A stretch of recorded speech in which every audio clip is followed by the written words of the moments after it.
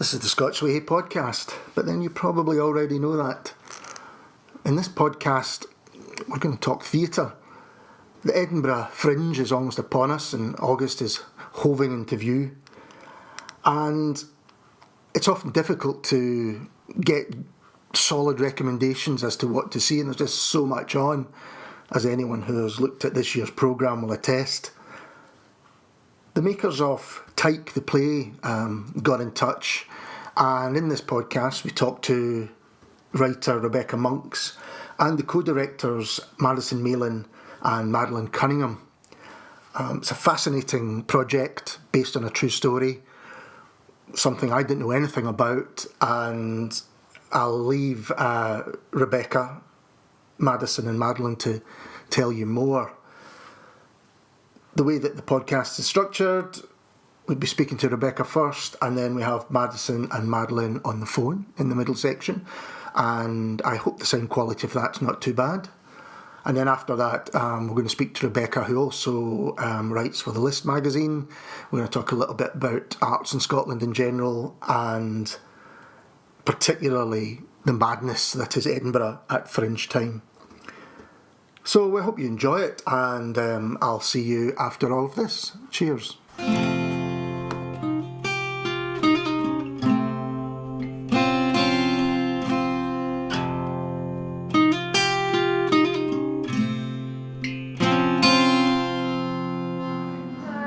Hello everyone, and welcome to another Scots Whay podcast. And today I'm going to be talking to Rebecca Monks. Hello Rebecca. Hello.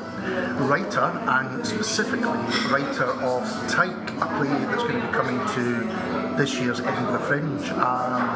Tell us a little bit about the fascinating story behind Tyke. Well, so Tyke is based on a true story. Tyke's the name of an elephant who performed in a circus all over the world, but specifically in Honolulu in 1994, and she's become kind of a focal piece for animal rights activists because in 1994 she rampaged, killed her trainer, and then went through the city, and eventually she was killed in a hail of gunfire, and it was just a tragic story. So this play is based on that event, but it's fictional, so none of the characters are based on any kind of real life people, but it explores kind of the way that human beings interact with animals and also each other, and kind of imagines what kind of state we can get ourselves into for something like that to happen. It was a story I didn't know anything about, so when I knew I was going to be talking to you, I had a look at it, and obviously heartbreaking. What drew you to this story in particular? Well, I saw a documentary on it, and what I couldn't get around was the way that people had been kind of warning people about Tyke, that she had a temperament, and that it wasn't the right thing to be training her the way that she was being trained, to have her perform the way she was performing. And I kind of looked at how this could have been avoided, I think, and that's what drew me, is what made this incident happen. And like I say, the actual storyline in the play is not based on that. It's not based on the truth. It's completely fictional. So when I studied creative writing, and one of the things that they told me then was, if you don't understand something, try and write about it until you do. And I always taken that on board. And so this is something I didn't understand. I didn't understand why this incident happened in the first place, and so I wanted to kind of write a fictional world which would imagine why it did. That's a really interesting idea. So is the idea behind that you'll look further into it, you'll research it, or just you'll find some kind of understanding through creating the stories around it? Yeah, so it creates an understanding for yourself, using your imagination to kind of think, okay, well, I wouldn't do this, for instance. Why would somebody else do it? And you have to put yourself into other people's mindsets and into different situations. And so in the play, the plot's basically, there's a ringmaster whose circus is folding, and he wants to draw in the crowds, he wants money, he wants to sustain his business. And so I was trying to think about, like, it doesn't have to necessarily be born from evil to want to kind of use animals in circuses. There are other motivations, and while I don't agree with it, it's putting myself in a headspace where I can write a character that would use animals to kind of entertain people and also to make some money. And so, writing in that respect really helps, because it helps me to kind of understand why that might have happened for that reason. It's something that, I haven't been to the circus in a long time, and I had the feeling that it's in this country, do you have animals in circuses anymore? I I am actually not completely sure about the legality of it. Yeah. I will say that. Madison, our director, is a big animal rights activist, and when we spoke on the phone originally about her taking on the project, she was giving me a lot of hard facts, so she's definitely the one to ask. Okay, and we'll be speaking to her later on, so I'll get the hard facts.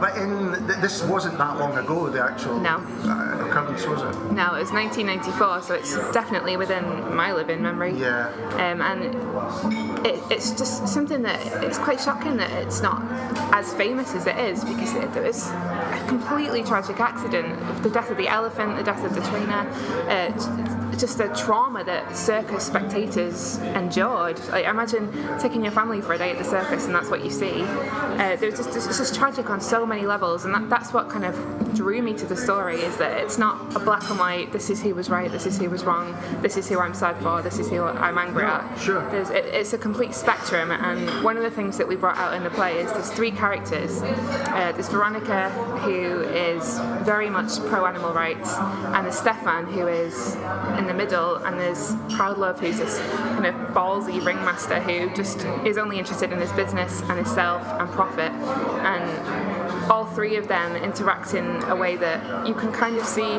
everyone's point of view, and you can pick out good and bad in everyone's arguments. Although obviously I am on the side of Veronica. I think that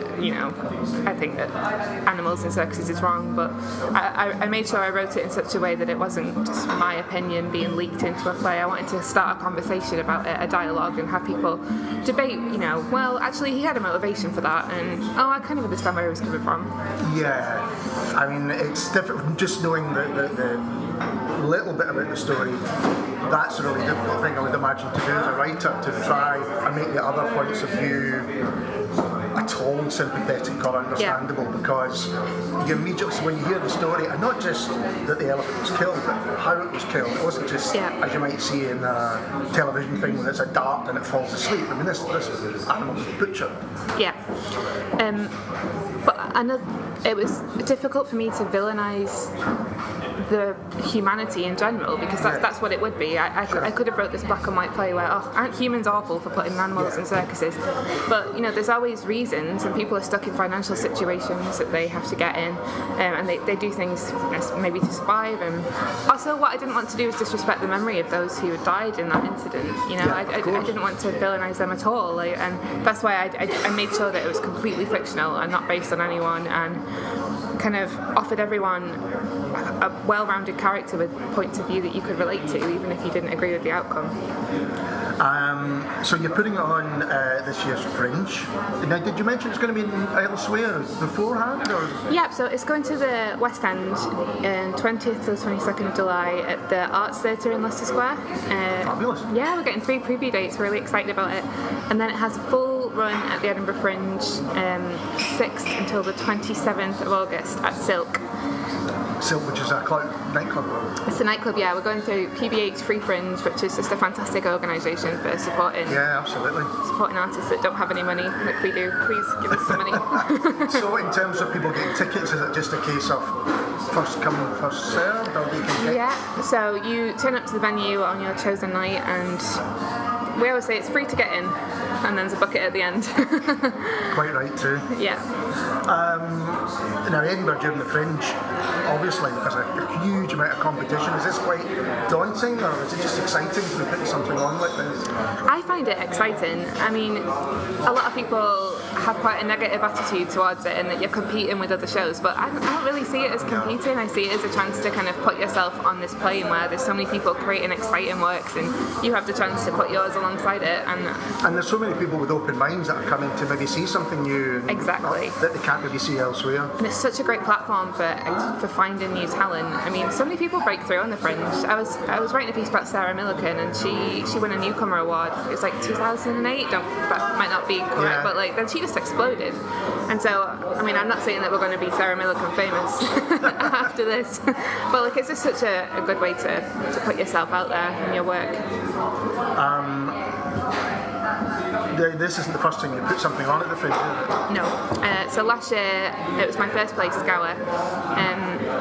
That was also another free fringe show, and we put that on. It was just a one-man play. It was about HIV and the idea of people kind of secluding themselves when they feel like they don't have any other option. So it's about Aidan. He put himself away on the Isle of Skye, and he cut out his friends and his family, and it was just a monologue really about that, and it was about mental illness and physical health, and it's quite challenging. It's very different from Tyke.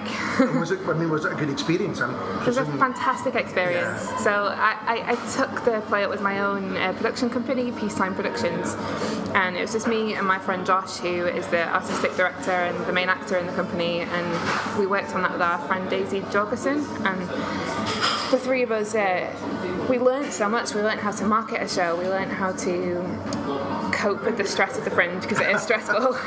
Like, you need a cider at the end of every night, I think. And yeah, it really prepared us for Tyke in a big way.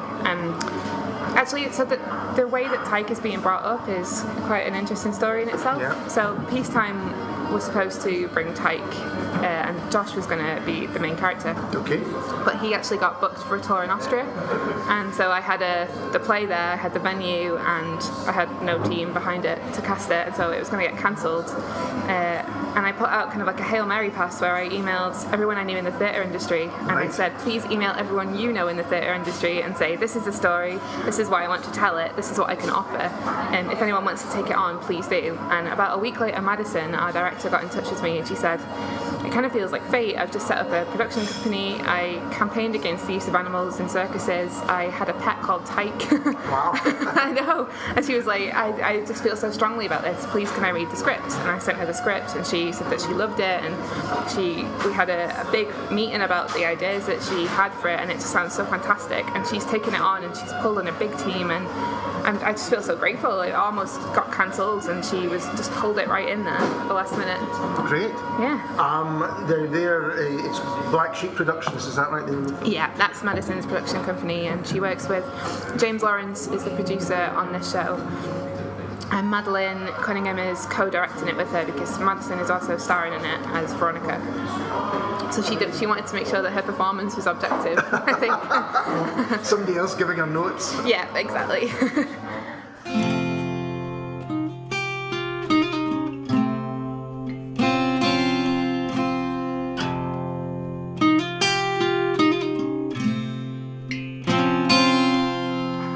Well, we've just been talking to Rebecca Monks, who has written Tyke, and on the phone now we've got Madison Malin and Madeline Cunningham, who are the co-directors. Hello to you both. Hello, hi, thanks for having us. No problem at all. So can you tell us a little bit about your own involvement in this project? Yeah, sure. So I think, as Rebecca mentioned, she put out a call to everyone in her network to try and get people involved and to kind of pick up Tyke. And I heard about it through a friend, and it just really spoke to me. I am a big animal rights advocate, and I'm vegan, and I campaign for various different charities like ADI, which is Animal Defenders International, and PETA and Greenpeace, and so I got in touch with Rebecca, and we talked about the project and agreed that I would take it on, as I'd recently just set up a production company, which I'd co-founded with Maddie here, and then I just went about kind of pulling people together. So we had James Lawrence, our producer, and then Maddie was going to co-direct with me, and we brought on two amazing puppetry companies. All right. Yeah, and which are called Moon on a Stick and House of Stray Cats. So they're splitting the workload between them. So House of Stray Cats is building the puppet, and Moon on a Stick are directing it. And we've also got, they've got a whole team to kind of help bring Tyke to life. Wow. Work with the puppeteers. So it's a massive, massive project. So we're kind of bed borrowing and stealing everyone's skills and networks and connections and stuff to kind of get it off the ground. You know, just talking to Rebecca earlier, I didn't even think about the practicalities of bringing an elephant to the stage, but that must be pretty tough as it is. She's pretty big too. She's not a tiny marionette. No. she's almost slab size. She's massive. Yeah. She's massive. She's a 2-person job. Yeah, Tyke was an African elephant, which right. you might know is one of the biggest elephants that you can get. So we decided to bring to life a modular puppet. So that means that she's not like a full puppet like you might see in Warhorse or something. Okay. So she'll be like the head and the feet, and there'll be times throughout the performance where the actors will come together to bring to life an even bigger puppet. So we're exploring stuff like that. But as Maddie says, she's absolutely enormous. And we're just so grateful to Maya, who runs House of Stray Cats, and she's just bringing to life the most stunning creation. I mean, it's almost amazing to believe that something from a beach ball and paper mache become this massively realistic infant head and body, and very beautiful. Yeah, she is. I mean, this sounds, obviously at the Fringe there's going to be so many shows, but it does sound like it might be difficult to avoid yours. I can see people saying, have you seen the elephant show yet? Exactly, that's what we're going for the whole time. No, it is. She's going to be a massively beautiful spectacle, but also stark reminder of what still is allowed to exist even now. Yeah. So we're hoping to use Tyke on the Royal Mile. So when you're walking up and down, keep your eyes peeled for her. And Madeline, what about yourself? Why did you feel drawn to the project? I've worked with Madeline before, and I gave her my script, my baby, and she did beautiful things with it. So she directed a piece I'd written called Full Circle at the Arts Theatre, where we're doing the previews for Tyke, and it allowed me to act in it, and it was just brilliant. And she said, here's this great script, and Edinburgh and Animal Rights, and all three of those were a fantastic mix, and all of them really spoke deeply. And my whole thing is theatre needs to be contemporary, it needs to be, and it needs to create a discussion, and this piece certainly inspired that, and I think will inspire that without being lectury or anything. So I'm really, really thankful. And have you been involved in Edinburgh before, in the Fringe or in the festival? I've been involved in Edinburgh Fringe Festival before, acting, but my God, that was almost 10 years ago. And James, our producer, has been part of the Fringe before for a number of years. And the play that he was in won the Fringe First Award a couple of years ago, called Travesti, so that did really, really well. And Maddie has done lots on the South African Fringe circuit. Yeah, so we have our version of Edinburgh, which is a lot less cold, and but it's pretty big, and it's almost, we have a lot of people from Edinburgh that come and want to do Fringe spots, and sure. Such a great vibe, and it's always been something to aspire to, just to bring something to Edinburgh. It's something that I've always wanted to do, and I was going to do a Fringe swap with my show I wrote in South Africa, but I went to drama school instead. But now it's just like dream come true that I can actually work there and be a part of such a beautiful and interesting and exciting festival. And it sounds like quite a large production. Are you all going to be up during the festival while it's on? Yeah, we will. As Rebecca mentioned, I'm actually playing the part of Veronica. Yeah. And so Maddie will be up as our director for the whole run, and James will come up for part of it. But yeah, no, it's quite a big production. Like we mentioned Tyke, so we're having to get her up to Edinburgh, and we've got 2 puppeteers and myself included, the 2 other actors as well.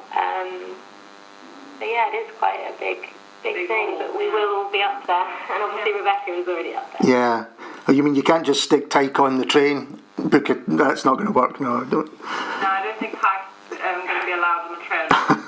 Tickets. We have to buy about 3. Yeah, no, she literally, I mean, I can't explain enough. She is literally the size of an elephant. She is huge. we can't even carry her on the tube over here in London. We're having to I'm having to borrow my dad's van to get her from rehearsal place to the next rehearsal place. So we can't be putting her on the train, unfortunately. And you've got some previews in London, is that right? Yeah, we've got previews in July, the 20th to 22nd. We're just so excited. It's a fantastic space. As Maddie mentioned, we put on her play Full Circle in December at the Arts Theatre, and it's just such a wonderful space. It's really intimate. The people that run it are just fantastic. We're really excited to put it on there, and as part of our fundraiser, we're hoping to invite people to the previews if they donate at least like £30. So we're giving away kind of free tickets, so people in London get to see it as well as people up in Edinburgh. Fantastic. And while we've got you on, is there any future projects that you'd like to mention, or is it all Tyke all-consuming at the moment? At the moment, it's such a huge project that we're kind of so focused on that. There are so many elements to bring together, and we're doing our fundraising campaigns, and we're speaking to charities because we're giving 10% of all takings of our Edinburgh run to an animal rights charity. Yeah. So we're focusing on that at the moment. We're focusing on any companies that are ethical, that focus on animal welfare, that might have community outreach sponsorship programs. So we're kind of on the lookout for that as well. So there's a lot to do, and that's kind of our focus at the moment. But Maddie and I do have a project in the pipeline, which is very exciting. Yeah, we've got a sort of applying for a call for connecting South Africa and the UK, so sort of amalgamating work, and I'm sort of writing a new piece of work for that we'll be involved in. And then we've also got our Greek season that we hopefully going to continue with soon. But yeah, it's a lot of fun getting Madison back writing, bullying her into that.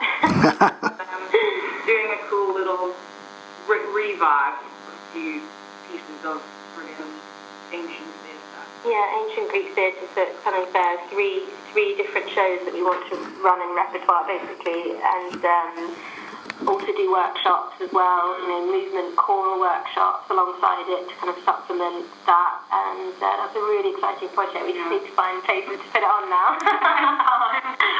Time to put it all together. That's the hard part, definitely. Yeah. Well, listen, thanks to both of you for talking to us, and I hope that everyone will come to see you when they're in Edinburgh, and I hope that maybe we can catch up as well. Yeah, that'd be amazing, yeah.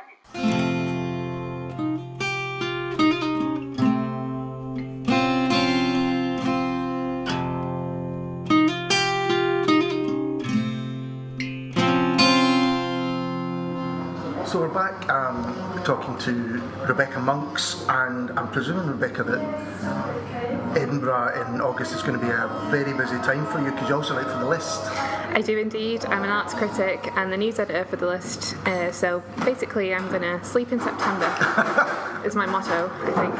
I know The List, did they do a weekly edition during the Fringe? Yeah, so there's a weekly free... Sorry to bring up bad. Freak you out so early on, it's only June. Yeah, there's a weekly free edition every week in the festival. It's got reviews, features, previews, the works. Yeah, it's a fantastic thing. We were talking about it earlier on, and I was saying how The List had been a bit of an inspiration for doing Scots Whay in the first place, and trying to get... There seemed to be less and less places where people could find out what was on their doorstep or what was coming up, unless there was big money behind it. How difficult is it, you think, to keep a magazine like The List going in these times when nearly everything seems to be online, and publishing in general is a difficult thing? Well, I mean, I can't really speak on behalf of the company, but just my experience is that The List has such a good reputation, and it's just such a fantastic place to work, and it's such a good resource that, people know that they can turn to it if they want to find out what's on in a certain city on a certain date. There's been a big move towards the digital, and we changed it up about a year ago, where it's now a free edition instead of a paid-for magazine, and it's every other month instead of every month. But yeah, I mean, it just keeps going because it's got good content, it's got good people behind it, and it's just a lovely place to work and a lovely thing to read, I think. It is. It remains, the quality of it still remains incredible. And for somebody who used to work in the restaurant business, the food guide is pretty much a bit of a Bible now. It's become such an institution. I did my first year reviewing for the food guide this year. It was amazing. So, I mean, are there anything that you would recommend yourself coming up with French? Oh, I interviewed the main actor, Cal Mechanic, in My Eyes Went Dark at the Traverse, and that sounds fantastic. And also very dark, indeed. But I think from the sounds of Scour and Tyke, you can probably imagine I like gritty theatre, not clowning around. I mean, I haven't had a proper look through the programme yet. Yeah. Because I think we're going to pull in some ideas later on, but yeah, there's always some amazing stuff. And what I would recommend as well is reading the early reviews and seeing what generates a little bit of buzz, because they tend to sell out. Yeah, that's right. So I know last year I tried to see Our Ladies of Perpetual Succour, and obviously that was a big production and everything, but it immediately sold out like that. There's a few things like that actually, it's smaller pieces that if it gets a bit of interest. So what end of, I suppose not concentrating on the Fringe already, because it shows how much other stuff's out there all year round now in Scotland. Yeah. As an arts critic, I mean, would you agree with that? Oh, definitely. The arts scene in Scotland is just amazing. There's always something going on. Like, I mean, the Fringe is the world's biggest arts festival, but there's so many others like happening all year round that are just incredible. You know, if you look at even the Christmas and Hogmanay programs, they're pulling in big theatre acts, big music acts for audiences rather than just your typical kind of mulled wine stall that a lot of cities have. And you know, you've got great venues as well. You've got like the Traverse, the Sits, the Lyceum putting on fantastic theatre productions, and so many grassroots music venues popping up in every big city. And you've got big cultural organisations like Noiriki and Rallying Broad doing spoken word. It's incredible. I mean, I'm originally from just near Manchester, and I've lived here for almost 9 years, and there's something very special about the art scene in Scotland. Especially Edinburgh, I think. Yeah. That you just don't get elsewhere. I think what the festival does for Edinburgh is it's got a bit of focus for the year, and then that leaks through the rest of the year as well, because people know it as a city of the arts. Yeah. And I think that maybe not so much now. I think that used to maybe overshadow the rest of Scotland, but I think, you know, places like Dundee, for instance, we've got an incredible art scene. And you've got the V&A coming, and that's just going to explode, I think. So I think actually that's going to blend out into our country, and actually as a country people see it as a place to come for the arts, and also the rise of the small festival. Yeah. Every week someone's getting in touch with me saying that I've got this small festival happening. Yeah, well, we've got our guide to Scotland's festivals, and it's just hundreds and hundreds. It's incredible, and I think that's one of the things that Scotland does so well, is supporting the arts. Well, talking of the arts, what have you got future projects on the go, or can you not see past Tyke at the moment? As in my creative writing? Yes, and your creative writing. I have something in the works that you don't want to talk about. Can't talk about yet, but I've heard that before. something I'm excited about, and the only reason I can't talk about it is it might not come off. Sure. And that's it. I don't want to jinx myself. Absolutely. And I wouldn't even ask that question. Well, Rebecca, thanks very much for talking to us. Oh, thank you for having me. And I'm really looking forward to seeing Tyke when it comes around. As I say, it's a story I didn't know at all, and I think anyone will find out a bit more about it, will want to come and see it. Yeah. Oh, well, I hope so. And we've got more information on Twitter at Tyke the Play. We'll just be posting updates about ticket info and whatnot. And we'll put links to all of that on the website as well. Oh, great. But for now, thank you very much. Thank you very much. And we'll be back very soon with someone completely different. Cheers. Well, that was the pod that was, and I hope you agree that Tyke sounds like an interesting project, and I would suggest a must not miss at this year's Fringe. If you have any projects coming up or are involved in anything in Scottish culture that you think we might be interested in, please feel free to contact us via the Scots Whay website, and we could maybe be chatting with you. In the meantime, cheers. See you soon.